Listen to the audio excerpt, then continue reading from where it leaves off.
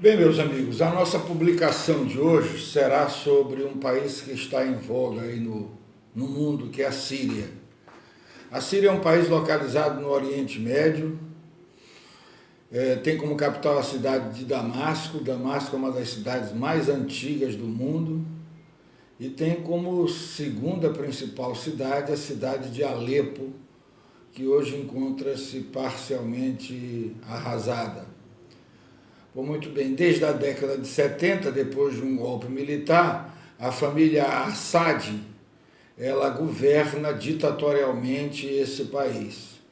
Tudo começou com o pai deste que está aí, o Bashar al-Assad, Hafez Assad, que governou durante 30 anos o país, ficando aproximadamente até o ano 2000. No ano 2000, assumiu o seu filho Bashar al-Assad, que desde então encontra-se governando o país.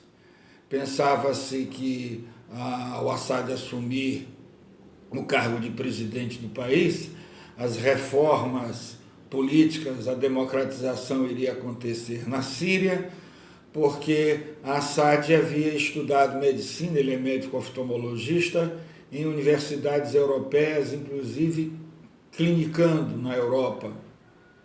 Então pensava-se que ele iria democratizar o país.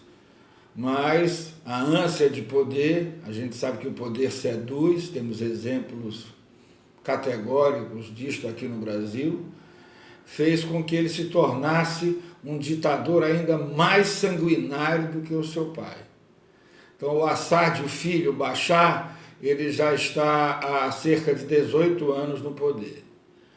Nós nos lembramos aqui que a partir de 2011 as manifestações pró-democracia começaram a acontecer nos países árabes, e a Síria é um país árabe. Então essas mesmas manifestações pró-democracia começaram a acontecer na Síria. Mas o Bashar al-Assad reprimiu com bastante violência essas manifestações pró-democracia. Isso fez com que o país descambasse para uma guerra civil violentíssima. E isso fez também com que partidários do Estado Islâmico se aproveitassem da situação de instabilidade política e dominassem uma região no norte da Síria, onde está localizada principalmente a cidade de Raqqa. Chegaram inclusive a dominar mais de 70% da área urbana de Alepo. Então a situação começou a se degringolar de uma maneira bastante acentuada. Os protagonistas dessa guerra civil são os partidários de Assad, o exército da Síria, que inclusive tem usado nos últimos tempos armas químicas em áreas dominadas pelos rebeldes. Esses rebeldes não são só terroristas do Estado Islâmico, esses rebeldes também são sírios partidários da democratização do país, que recebem ajuda externa, outros grupos rebeldes diversos, de diversos direcionamentos, e é lógico que uma parte da Síria, a gente viu que até ano passado, cerca de 30% a 40% da Síria era dominado pelo Estado Islâmico.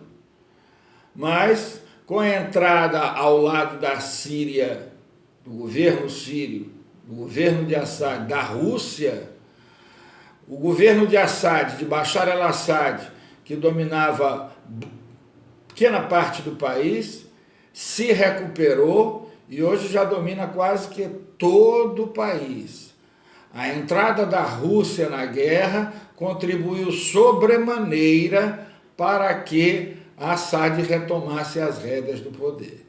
Hoje em dia, existem apenas alguns poucos focos rebeldes que estão em mãos de grupos partidários da democratização. Ainda existe também uma pequena parte que está na mão dos rebeldes, do Estado Islâmico, perdão. Infelizmente, essa guerra ela afugentou os turistas que visitavam a Síria, já que a Síria era um país muito visitado outrora por turistas. Afinal de contas, além de Damasco, que é uma das cidades mais antigas do mundo, A Síria tem Alepo, que era a sua capital econômica. A Síria tem Malula. Malula é uma cidade interessante, encravada na rocha, o único lugar no mundo onde se fala aramaico.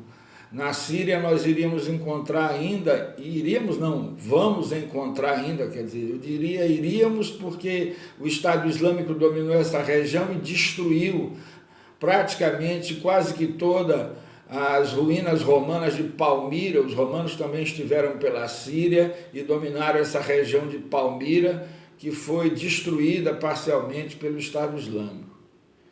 Então, a situação hoje é uma situação pró-Assad.